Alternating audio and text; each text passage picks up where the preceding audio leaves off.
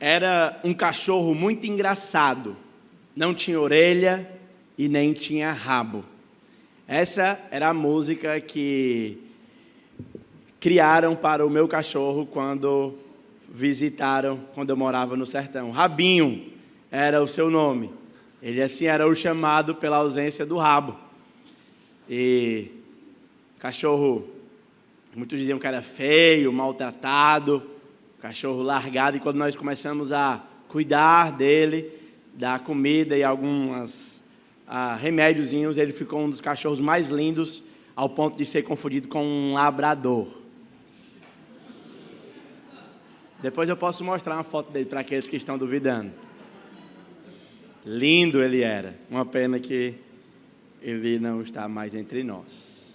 O que é que tem a ver Marcos capítulo 7 com o rabinho? De fato, o rabinho não diretamente, mas os cães. E o texto que nós temos diante de nós vai falar de cães. O título dessa mensagem é Cães com fé e fariseus sem fome. Cães com fé e fariseus sem fome. Essa é a mensagem que eu acho que resume bem o capítulo 7, quando o Messias ele é rejeitado pelos fariseus, e essa rejeição revela a dureza do coração, enquanto ele abre a porta da fé para os gentios. Isso é a grande ideia, o ensino principal do meu tempo com vocês nessa noite. A rejeição do Messias por parte dos fariseus revela a dureza do coração deles, enquanto essa rejeição abre a porta da fé para os gentios. Então, é duas coisas que resumem um texto principal. De um lado, nós vamos ver hoje fariseus que rejeitam a Cristo. E por rejeitarem a Cristo, abrem a porta da fé para aqueles que estão de longe. Cães com fé, fariseus sem fome. Ouça a leitura da palavra de Deus, Marcos capítulo 7, verso 1. Ora, reuniram-se a Jesus os fariseus e alguns escribas vindos de Jerusalém, e vendo que alguns dos discípulos deles comiam com as mãos impuras, isto é, as mãos por lavar, pois os fariseus e todos os judeus, observando a tradição dos anciãos, não comem sem lavar cuidadosamente as mãos. Quando voltam da praça, não comem sem se aspergirem, e muitas outras coisas que receberam para observar, como a lavagem de copo, de jarro e vasos de metal e camas. Interpelaram-no os fariseus e os escribas, porque não andam os teus discípulos em conformidade com a tradição dos anciãos, mas comem sem lavar as mãos. Respondeu-lhes Jesus: bem profetizou Isaías a respeito de vós, hipócritas, como está escrito: esse povo me honra com os seus lábios, mas o coração está longe de mim. E em vão me adoram, ensinando doutrinas que são preceitos de homens. Negligenciando o mandamento de Deus, guardais a tradição dos homens. E disse-lhes ainda: jeitosamente rejeitais o preceito de Deus, para guardares a vossa própria tradição. Pois Moisés disse: honra o teu pai e tua mãe, e quem maldisser a seu pai ou sua mãe será punido de morte. Vós, porém, dizeis: se o homem disser a seu pai ou sua mãe, aquilo que poderia aproveitar de mim é corbã, isto é, oferta para o Senhor, então o dispensais de fazer qualquer coisa em favor do seu pai ou da sua mãe, invalidando a palavra de Deus pela vossa própria tradição, que vós mesmos transmitistes, e fazeis muitas outras coisas semelhantes. Convocando ele de novo a multidão, disse-lhes: ouvi-me todos e entendei. Não há fora do homem, não há nada fora do homem que entrando nele o possa contaminar, mas o que sai é o que contamina. Se alguém tem ouvidos para ouvir, ouça. Quando entrou em casa, deixando a multidão, e os seus discípulos o interrogaram acerca da parábola. Dobra a sua atenção aqui. Os discípulos o interrogaram a respeito da parábola. Então lhes disse: assim vós também não entendeis? Não compreendeis que tudo o que de fora entra no homem não pode contaminar, porque não lhe entra no coração, mas no ventre, e sai para lugar escuso. E assim considerou ele puro todos os alimentos. E dizia: o que sai do homem, isso é o que contamina. Porque de dentro do coração do homem é que procede os maus desígnios: prostituição, furto, homicídio, adultério, avareza, malícia, dolo, lascívia, inveja, blasfêmia, soberba e loucura. Todos esses males que vêm de dentro é que contaminam o homem. Levantando-se, saiu dali e foi para terras de Tiro, e algumas versões dizem em Sidom. Eram regiões próximas. Tendo entrado em uma casa, queria que alguém o soubesse. No entanto, não queria que ninguém soubesse, no entanto, não pôde ocultá-lo. Porém, ou porque uma mulher, cuja filhinha estava possessa de espíritos imundos, tendo ouvido a respeito dele, veio e prostrou-se-lhe aos seus pés. Esta mulher era grega, de origem sírio-fenícia, e rogava que expelisse de sua filha o demônio. Jesus lhe disse: deixa primeiro que se fartem os filhos, porque não é bom tomar pão dos filhos e lançá-los aos cachorrinhos. Ela, porém, lhe respondeu: sim, Senhor, mas os cachorrinhos, debaixo da mesa, comem das migalhas que caem dos filhos, ou crianças, dependendo da sua versão. Então lhe disse: por causa dessa palavra, pode ir, o demônio já saiu da tua filha. Voltando ela para casa, achou a menina sobre a cama, pois o demônio a deixara. Cães com fé, fariseus sem fome. O Evangelho de Marcos foi escrito para os romanos. Deixa eu dar aqui um pouquinho do contexto histórico para vocês. É possivelmente o primeiro evangelho a ser escrito, e Marcos, enquanto escreve esse evangelho, ele está tentando argumentar com os cristãos de Roma que esse homem, Jesus o Cristo, ele é o Filho de Deus verdadeiro, ele é o servo de Deus verdadeiro, que veio para servir e dar a sua vida em resgate de muitos. Existe um versículo no capítulo 10, verso 45, que resume o evangelho de Marcos. Ele veio, o Filho do Homem não veio para ser servido, mas para servir. Essa é a primeira parte do livro, capítulo 1 ao capítulo 8. E dá a sua vida em resgate de muitos. Essa é a parte do capítulo 9 em diante, quando o ênfase do evangelista é o sacrifício do servo. Esse é então um grande ponto que Marcos quer fazer. Ele quer que todos aqueles que leiam esse evangelho, que foi escrito para romanos, tenham a mesma experiência que aquele centurião diante da cruz. Uma vez que você é um romano e está lendo esse evangelho, e Marcos escreve para provar que Jesus é o Filho de Deus, ele espera que quando chegue ao final você se encontre igual aquele centurião, ajoelhado diante da cruz, dizendo: verdadeiramente, esse homem é o Filho de Deus. E como é que Marcos faz isso? Ele começa no capítulo 1 mostrando que Jesus é o Messias, o Filho de Deus que foi prometido no Antigo Testamento. Ele foi prometido, a profecia sobre ele foi confirmada, ele foi levado para o deserto para ser tentado, e em sua tentação ele foi aprovado porque a venceu.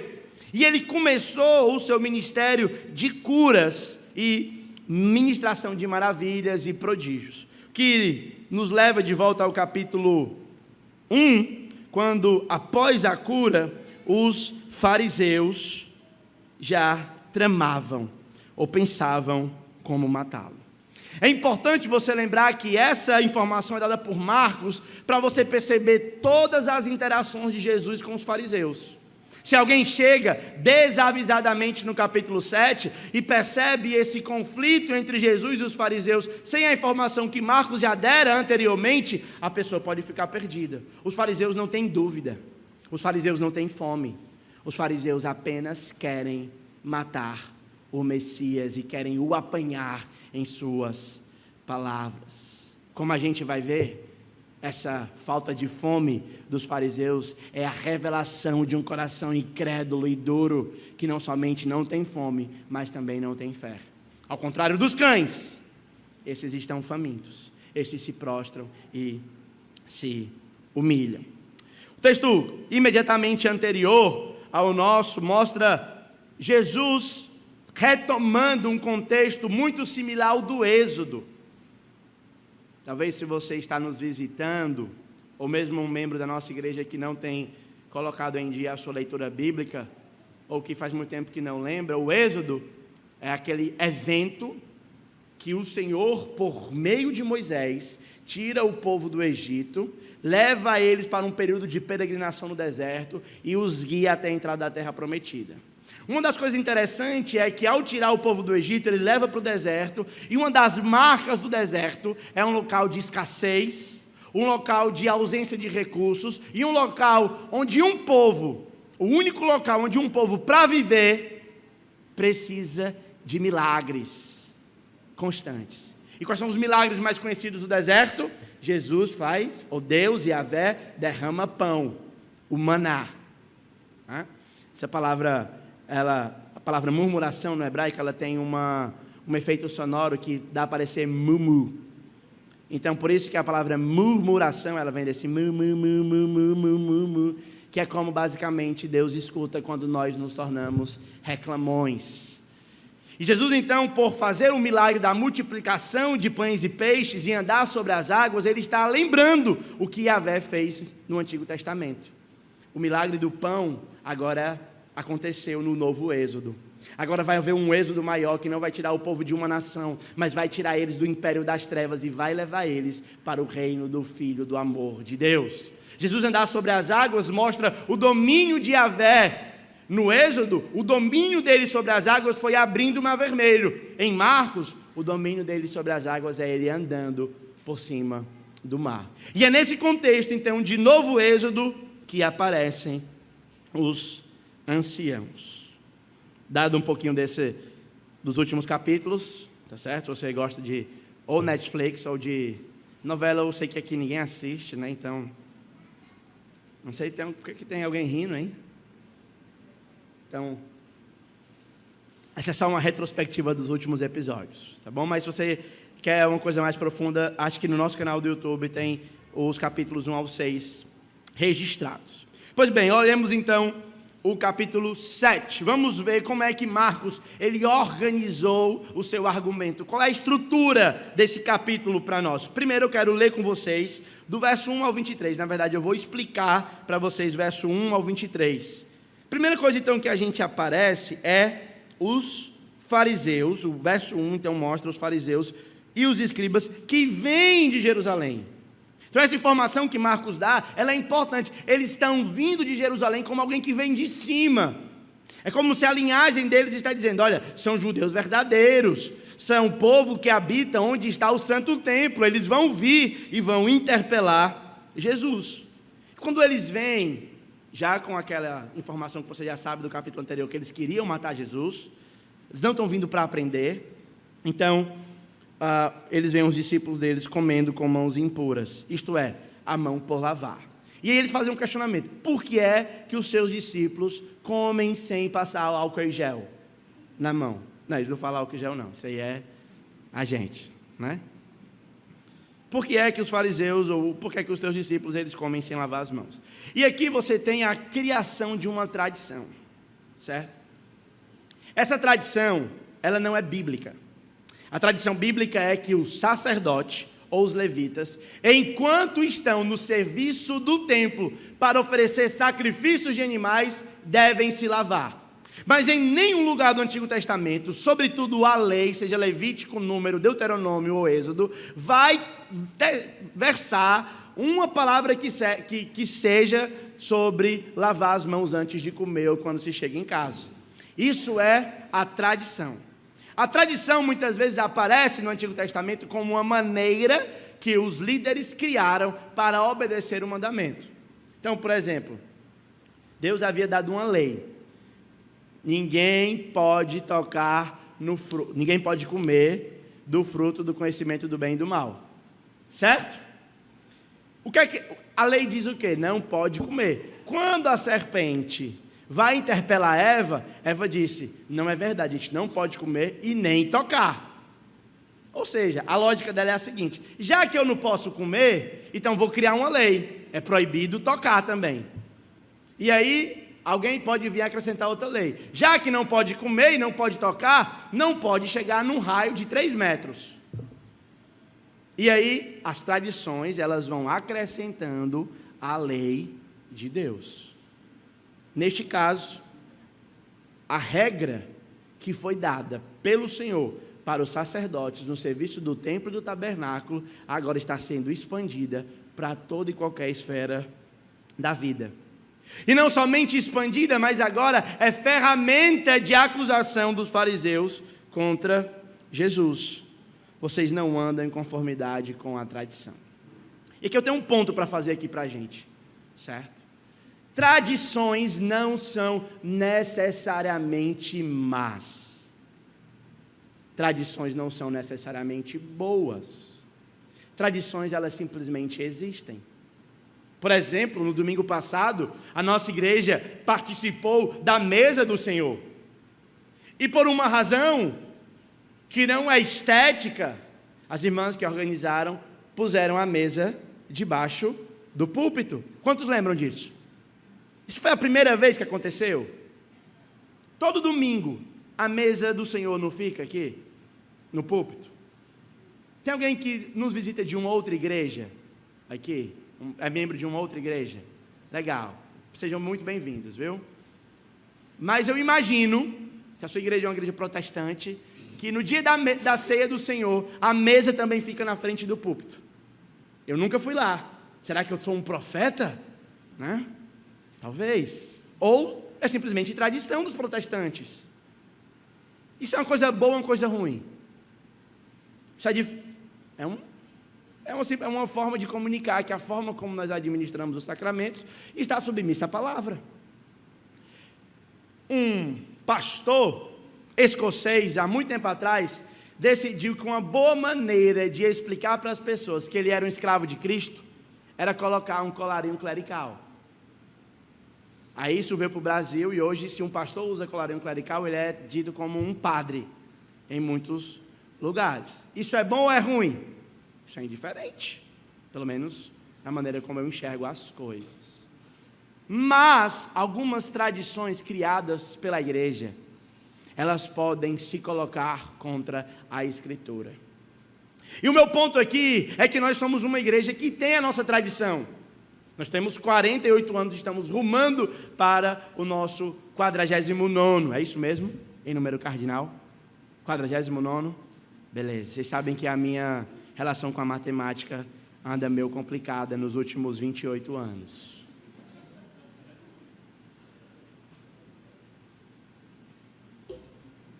E é natural que nós tenhamos tradição. É natural que quando os irmãos lembrem do passado, digam, olha, alguém já me disse, né, o pastor antigamente dava EBD de terno e gravata. Né? Aí eu olhei assim para mim, rapaz, eu estou quebrando uma tradição. Não é? E eu tenho outras tradições que são distintas.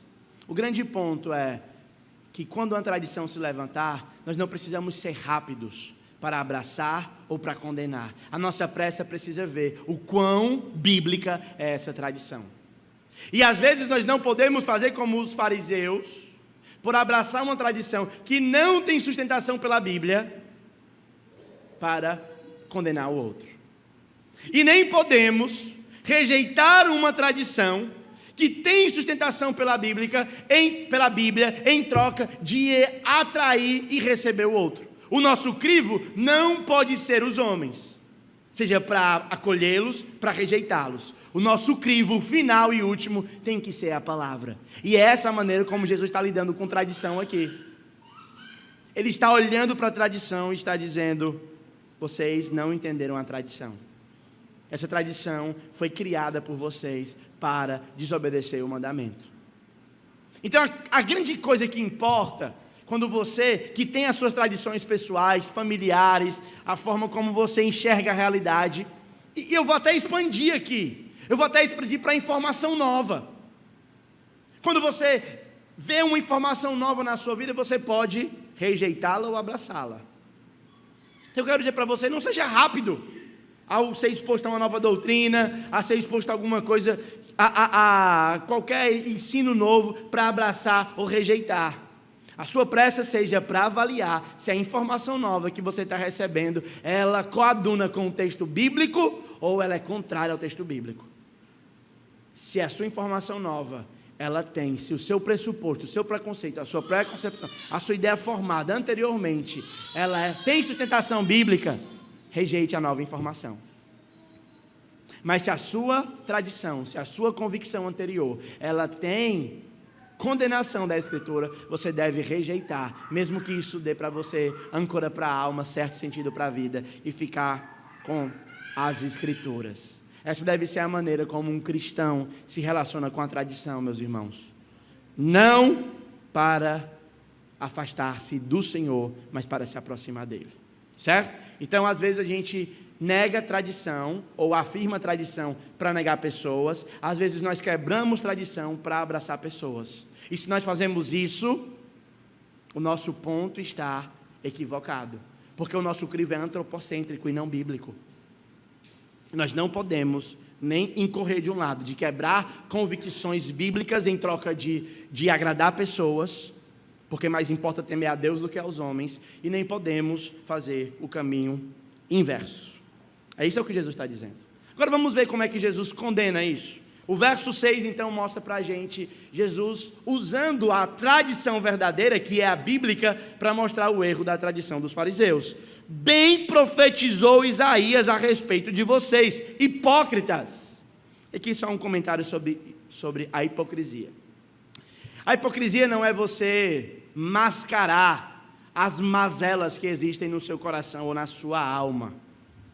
Se hipocrisia fosse assim, na verdade você é encorajado até a fazer isso. Todos nós somos muito piores do que nós aparentamos ser.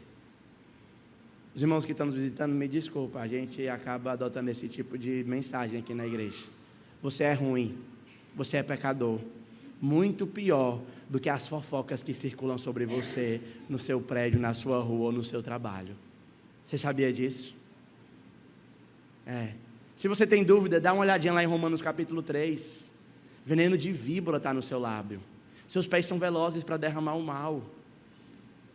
Então, de alguma maneira, se espera que eu e você lutemos contra a maldade que está no nosso coração, para que nós transformemos ela em bondade.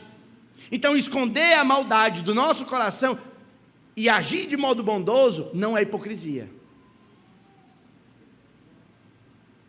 Isso não é, na verdade, isso é encorajamento, é abnegação da carne, mortificação, santificação, uma série de outras coisas. Agora, a hipocrisia é quando você quer aparentar ser uma coisa que você não é. E quando eu quero dizer, não quero que você precise que as pessoas saibam que você é tão mentiroso quanto você é de verdade, ou tão orgulhoso quanto você é de verdade, ou tão preguiçoso quanto você é de verdade. Esses tipos de pecado, orgulho, preguiça, não são um pecado se você tem, são como ele se manifesta na sua vida nesse atual momento.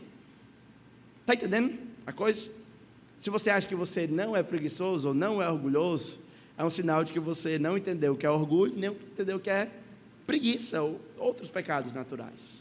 O grande ponto é quando você, ao não somente lutar contra o seu pecado interno, você quer mostrar como se você não fosse. Criar uma imagem que você não é. Construir um personagem sobre o que você não é. A palavra hipocrisia, ela tem uma origem grega que remonta aos teatros gregos, cujas máscaras eram colocadas para encenar. E é como se você estivesse colocando uma máscara para parecer ter uma bondade que você não tem, para parecer ter uma piedade que você não tem, para parecer ter um estilo de vida que você não tem. Esses homens estavam criando tradição para dizer assim: nós amamos a Deus, por isso até na hora de comer nós nos purificamos. E Jesus está dizendo: vocês são hipócritas, na verdade. Isso é hipocrisia, não é santidade. Entenderam a diferença entre santidade e hipocrisia? Se sim, eu espero. Se não, eu não posso fazer muita coisa, porque o tempo é meu inimigo. Inclusive, depois que botaram esse relógio aqui, eu sou constantemente confrontado por ele.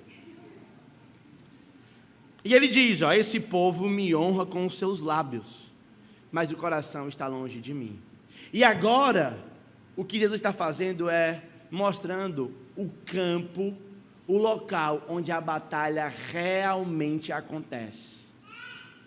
O que ele está querendo dizer é que a batalha não acontece nas mãos, o que a batalha não acontece nos lábios, mas a batalha verdadeira a respeito de que você é ou não um servo de Deus, ela está no seu coração. O coração é o centro direcionador do homem nas escrituras bíblicas. Eu gosto de dar uma ilustração de uma vez que eu tenho um estudo de caso que eu dou quando eu estou ensinando sobre isso, e é do cara que ele se ira jogando futebol ou assistindo, principalmente se ele torce para aquele time lá que está uma situação complicada. As muitas frustrações, as muitas derrotas acabam suscitando a ira dessa pessoa.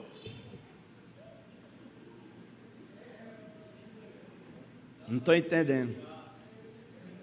Bicampeão cearense. Aí então alguém diz: você está irado por causa do futebol? A solução para os seus problemas é você deixar de assistir futebol, ou deixar de jogar futebol. E aí aquela pessoa talvez volta na semana seguinte para um aconselhamento e diz assim: eu continuo irado, mas agora eu estou irado no trânsito.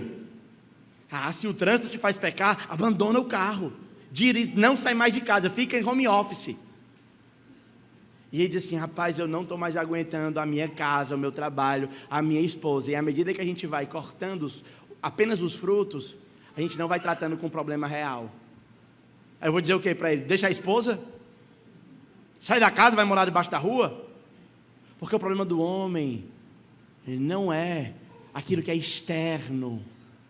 O que Jesus está querendo colocar para a gente é que a ira, é que o adultério, é que a pornografia, é que a mentira, é que a avareza, é que todos esses tipos de pecado não devem ser brigados na esfera externa, devem ir para o coração. Quer ver que um texto prova? Tiago capítulo 4, verso 1.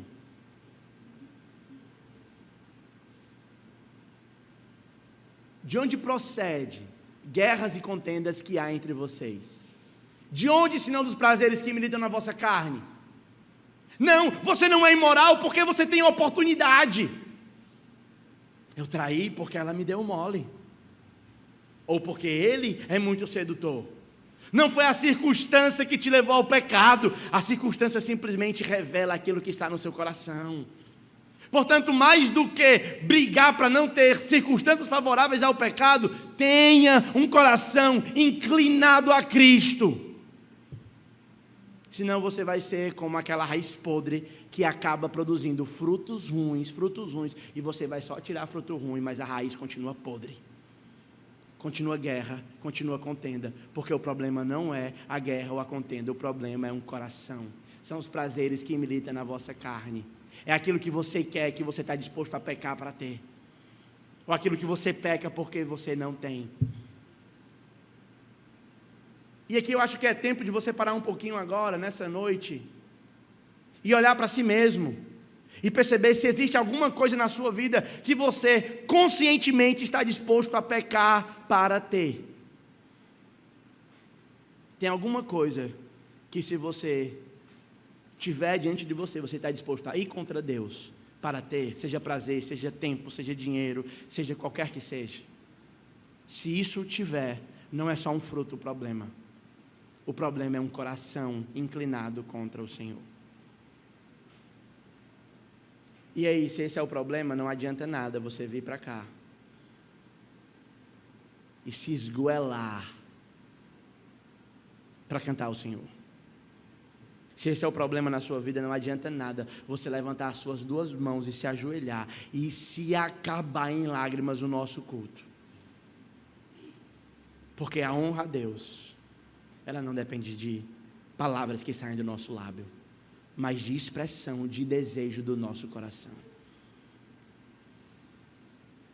É o que Jesus está dizendo: esse povo me honra com os seus lábios, mas o coração está longe de mim. Olha o que ele diz, voltando para Marcos capítulo 7, no verso 7. Em vão me adoram. Sabe o que é uma adoração vã? É uma adoração que não serve de nada. É uma adoração que não passa do teto. É uma adoração em que Deus olha, como em Malaquias diz assim, rapaz, não tem ninguém para fechar a porta não da igreja, porque isso me dá ânsia de vômito. A expressão lá de Malaquias é essa. Tiver alguém para fechar o templo, para que vocês não me adorassem, porque essa adoração não é genuína, não é verdadeira. Em vão me adoram. Aí tem as faixas 100% Jesus, a minha vida é do mestre, o status no WhatsApp, o versículo que você posta todo dia de manhã, o dízimo que você dá. Se você não tem um coração entregue a Cristo, se o seu anseio último da vida não é Jesus e Ele somente, se a fome maior da sua vida não é Cristo, em vão me adoram. Em vão me adoram. E ele diz então que, o verso 8, eles negligenciam o mandamento de Deus para guardar a tradição dos homens. Pensando no nosso contexto, talvez expandindo a ideia para não somente ser tradição, mas para os prazeres do mundo. Os 3 principais: sexo, dinheiro, poder. Algumas pessoas estão dispostas a fazer muita coisa, até pecar contra o Senhor, para ter um pouco mais de dinheiro, um pouco mais de sexo, um pouco mais de poder e de influência. Jeremiah Burroughs, num livro sobre o contentamento cristão, ele começa o seu livro fazendo a seguinte pergunta: quanto dinheiro é necessário para satisfazer um homem avarento? Sabe qual é a resposta? Um pouco mais. Sempre um pouco mais. Quanto sexo é o suficiente para satisfazer um imoral? O próximo. Sempre o próximo. Quanto poder, nível de influência, respeito e admiração é necessário para fazer alguém satisfeito? Sempre um pouco mais. Sempre um pouco mais. E por fazer isso, por abraçar a visão de mundo dos homens, nós acabamos negligenciando os mandamentos de Deus. E o verso 9, Jesus diz: olha, vocês são tão habilidosos, que jeitosamente, eu fiquei pensando um pouquinho sobre jeitosamente aqui, e não é uma rejeição escancarada de Deus. Não é alguém que você chega, fala de Cristo para ela diz assim: eu odeio esse seu Cristo. Mas é alguém que diz assim: você congregar onde? Eu sou crente, eu só estou sem igreja. Eu sou crente, só não leio a Bíblia. Mas eu amo Jesus, eu tenho Deus no meu coração desde que eu nasci. Eu não bebo, eu não mato, eu não fumo, eu não roubo. Ou quando fumo é só 15 cartelas de cigarro, pouca coisa, por dia. É coisa pouca, tem gente pior do que eu. Realmente, a disputa não é para quem é o pior, não. O quantos pecados são necessários para colocar alguém longe de Deus? Eu reformulo a pergunta e pergunto: quantos pecados foram necessários para que Adão e Eva jogassem toda a humanidade na desgraça que a gente está hoje? Quantos? Um único. Se com Adão e Eva um único pecado jogou toda a humanidade na desgraça que é, imagine quando o Senhor for prestar conta com a sua vida. Será que vai haver um jeitinho? Ou jeitosamente eles rejeitam os preceitos de Deus para seguir as próprias tradições. Não, pai, isso tem nada a ver. Tem uma musiquinha, quando eu trabalhava no sertão, tinha um cantor chamado Toninho de Aripibu.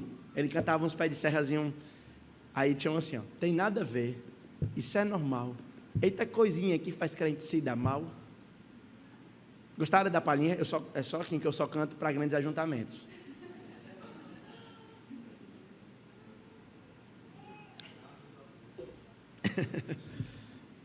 No final do culto eu quero conversar contigo.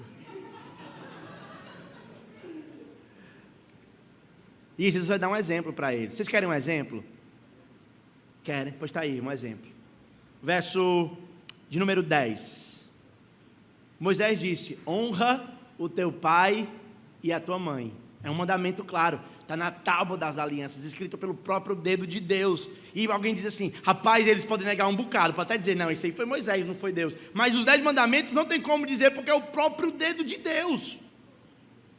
E ainda, quem maldisser o seu pai ou sua mãe será punido de morte. Elô, eu queria que você prestasse atenção nesse versículo. Tá bom? Tá. E aí eles criaram um negócio chamado Corban.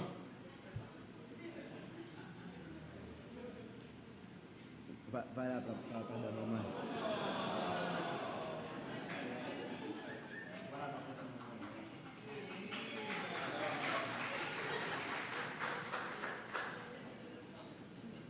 Eles criaram um negócio chamado Corban. O que é o Corban? Então é assim, honrar pai e mãe é muito objetivo. No Antigo Testamento, o pai envelhece, o filho paga a conta. Certo? Não tinha previdência privada, nem o INSS. Ainda mais se tivesse o INSS do jeito que está hoje também ia precisar pagar, que está difícil. Mas a garantia de que um pai ia ter aposentadoria era muitos filhos. Não é? Então o que é que o filho tinha que fazer para honrar o pai e mãe? Assistir o pai na sua velhice. Essa era a maneira de honrar pai e mãe. Certo? O respeito estava lá, a obediência estava lá, mas o ponto que Jesus está querendo enfatizar é o sustento financeiro. Só que eles criaram um negócio chamado Corban. Passa aí o próximo versículo.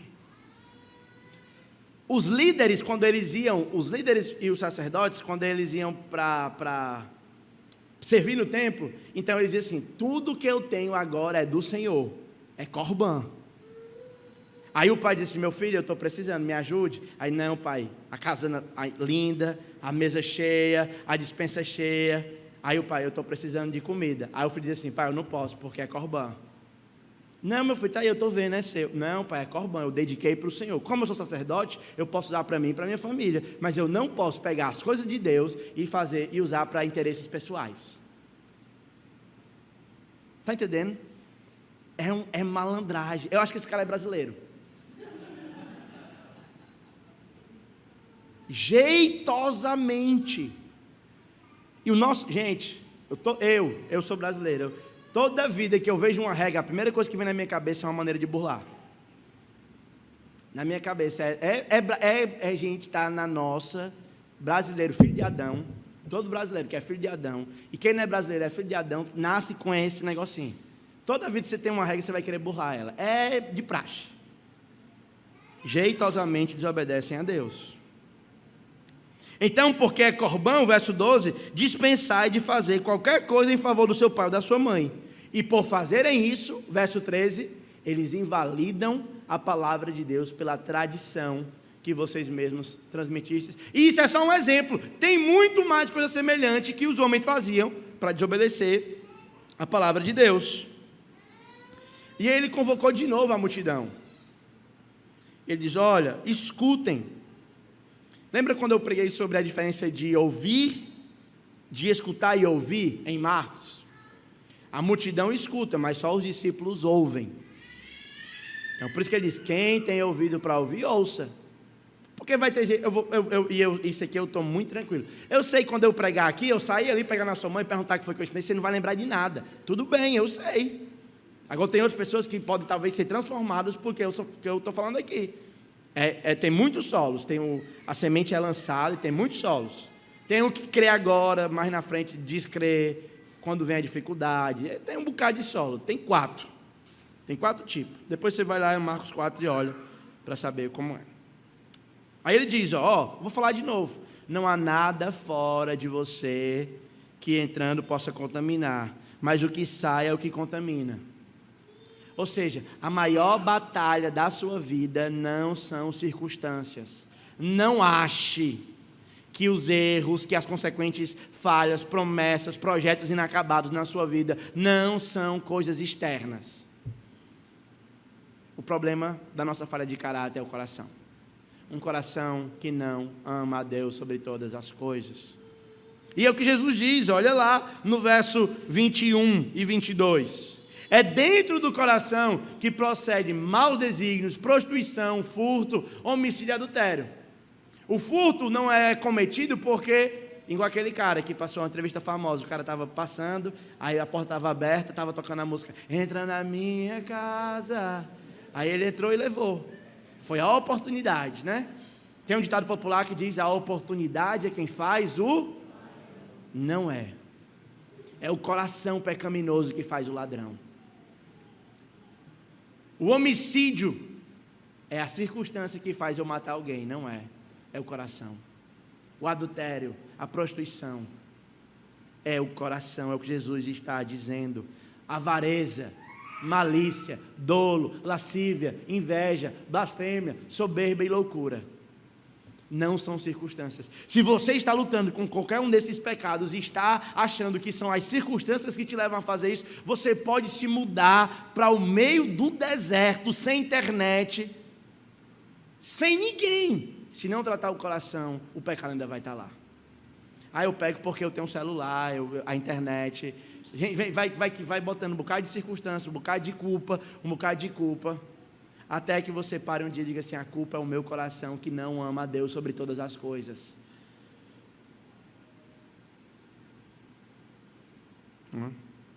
O verso 17, Jesus fala sobre isso, né? Ele fala em parábola. E aqui eu quero chamar a sua atenção, porque eu vou falar da mulher lá. Ele entrou na casa e tinha falado, não é o que entra que contamina, mas é o que sai que contamina. Aí ele disse para os discípulos que estão, desde o capítulo 1, andando com ele, desde o capítulo 1, os discípulos estão andando, ouvindo o ensinamento de Jesus, ele foi pregar, e eles estão ouvindo. Aí ele falou por parábola. O que é que os discípulos perguntaram? Senhor, não entendemos a parábola. Nós não entendemos a parábola. E aí entra a mulher, essa mulher que eu sou fã dessa mulher, ó. Ou mulher 10 anos. Eles não entenderam a palavra, Jesus explica então. Aí entra na história da mulher, verso 24.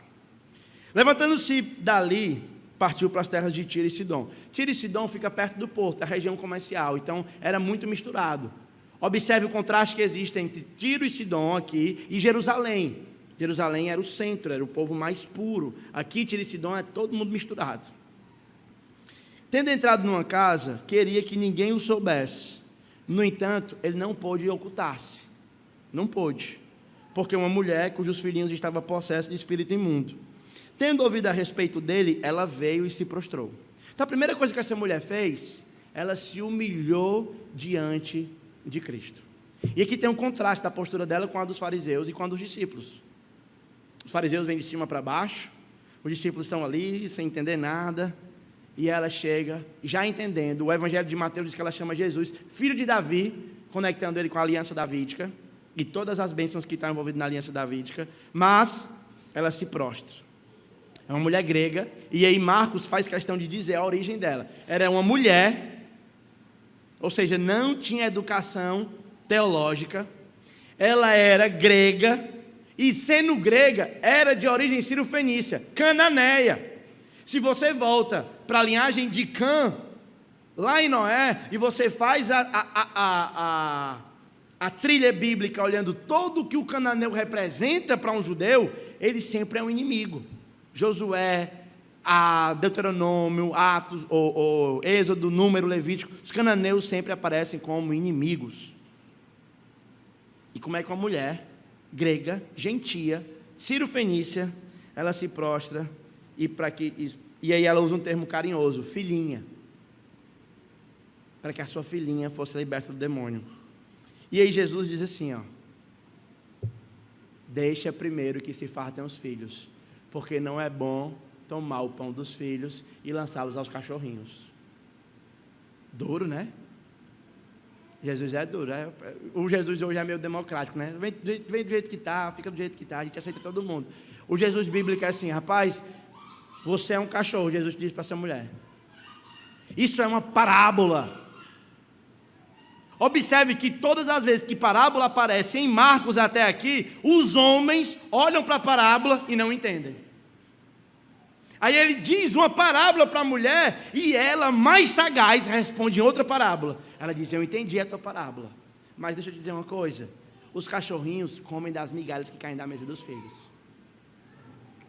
Jesus está chamando a mulher de cachorro? Não. Ele está dizendo que ele veio para os israelitas, ele veio para os judeus. E antes dele abençoar as nações, ele deve primeiro cuidar do seu povo. Porque como o Evangelho de João nos diz, ele veio para o que era seus, mas os seus não o receberam. Todos quantos o receberam, deu-lhes o poder de serem feitos filhos de Deus. E essa mulher sabia disso. E aí Jesus disse, verso 29, por causa desta palavra, pode ir, o demônio já saiu da tua filha. E aqui agora Marcos vai virar o foco, como se ele pegasse a luz da ribalta, que está focada nos gentios, nos judeus, e ele vai agora tirar para fora de Jerusalém, e vai dizer, essa salvação que os gentios rejeitaram, ela agora está sendo oferecida para todos os povos. E essa mulher é um canal de bênção para o meio disso. Ao fazer isso, ele retoma e se conecta com a aliança de Abraão. Deus chamou Abraão para ser luz para todos os povos. Mas Israel nunca o fez. Mas por causa dessa mulher, a história está sendo mudada. E ele então vai curar um surdo e um gago. Eu dei muita risada nessa cura desse gago aqui, ó. Hoje eu me diverti demais à tarde. Que Jesus acaba de curar o gago. Quer que o gago curado, a coisa que ele mais quer? Falar, olha o verso o verso 35, 36, mas lhes ordenou que a ninguém dissesse nada. O gago doido para falar, e Jesus disse, não diga nada para ninguém não. Pai, eu ri demais. E o pior, quanto mais Jesus recomendava que ele não falasse, mais ele falava. Ele foi curado. Um breve comentário aqui sobre a cura do gago e do surdo, né? Ele está em Decápolis, uma região também de pessoas gentílicas. Jesus cura por meio de uma metodologia um pouco diferente da que geralmente a gente vê. Ele cospe no seu dedo e bota o dedo dele na língua. Por favor, irmãos, ninguém vai orar por alguém fazendo essa coisa aqui. Jesus não está dando um modelo, tá bom? Eu estou dizendo isso porque hoje em dia, né, com o que a gente está vendo na internet, então aqui não está dando um modelo. O que ele está mostrando é que essa expansão do reino e essa libertação do novo êxodo que é oferecida, ela é capaz de sarar toda a miséria humana. Seja demônios, seja doença física, Cristo, Ele tem poder para curar. Isso a gente vê a fé dos cães, mas a gente vê fariseus sem fome. Essa história de Deus tratando com o seu povo, ou Deus purificando impuros, como o texto que a gente acabou de ler, uma mulher sírio-fenícia que talvez era impura, foi aceita, e judeus que lavavam as mãos foram rejeitados. Começou quando Deus criou o mundo. No Éden, Deus cria o mundo perfeito, e todo mundo em pureza. Mas no capítulo 3 do livro de Gênesis, o pecado entra no mundo, e a impureza agora, ela atinge o nosso coração. Deus dá a lei para o povo, e nós vimos o que é que eles fizeram com a lei. Eles deturparam a lei. Mas Jesus, quando Ele veio para purificar o seu coração. Jesus, Ele obedece à lei de modo perfeito. Ele não se contamina com a mulher gentílica. Ele toca surdo e mudo em território gentil e ainda assim permanece puro. Ele mostra que fé não é uma questão de linhagem nesse momento, mas é um critério do reino. E eu me dirijo para pessoas que estão aqui, que talvez ainda não reconhecem a sua impureza, ou possivelmente alguém que está aqui reconhece-se como impuro e já tentou por fina força, por propósitos e mais propósitos, promessas e mais promessas, eu vou mudar, mas ainda continua voltando e caindo nos mesmos erros, nas mesmas práticas. Por isso o convite da graça para você nessa noite não é diga, eu vou mudar, mas é faça como essa mulher. Eu convido você para nessa noite ser um cachorrinho. Humilhe-se diante de Deus e clame a Cristo para que Ele possa salvar a sua vida. Marcos capítulo 7 mostra que o problema da impureza não é cerimonial, não é religioso. O problema da impureza é espiritual. Desde a queda, o coração do homem precisa de restauração. E é exatamente isso que Jesus veio fazer. Ele veio purificar. Ele acolhe todos os que creem, gentios e judeus, preparando para uma nova humanidade que caminhará em comunhão com Deus. Se essa figura para você é humilhante demais, um cachorro, se essa figura para você é séria demais, se essas verdades são dolorosas demais ou sequer fazem diferença para você, eu convido você a se arrepender. Arrependa-se do seu pecado nessa noite e venha a Cristo. Só Ele pode lhe ajudar. Mas eu sei que não há só descrentes no nosso meio. Há crentes que têm fracassado na luta contra o pecado. E o meu convite para você, meu irmão, é não dê ouvido à sua mente legalista. Porque algumas vezes nós falhamos na nossa luta contra o pecado porque a nossa própria mente é legalista. Às vezes você comete um pecado, vai orar e diz assim, não era tu que estava falando nesse instante essa groselha, agora tu vai orar? É só minha mente que faz isso? Não vou pedir para levantar a mão não, para não... Mas toda vida que a sua mente, o mundo ou o cão acusar os seus pecados contra você, diga, eu não me relaciono com Deus por causa daquilo que eu faço, eu me relaciono com Deus por causa de Cristo. Por isso, se você tem caído, eu convido você não a tomar uma decisão radical que vai mudar a sua vida. Quebre o seu celular, jogue fora o seu cartão de crédito, faça alguma coisa. Não. A decisão radical é dobre o seu joelho, clame a Cristo. Somente Ele é capaz de transformar. Vamos orar, baixe sua cabeça. Obrigado, Senhor, pela fé que o Senhor mesmo gera em nosso coração na pessoa do Teu Filho. Analogicamente, de modo simbólico, hoje nós vamos a Ti como cães gentílicos. Não temos linhagem judaica, somos brasileiros, mas nós nos relacionamos com Ti por causa da maternidade que nascemos ou do país que nascemos. Nós nos relacionamos contigo por causa do Teu Filho, nosso Senhor.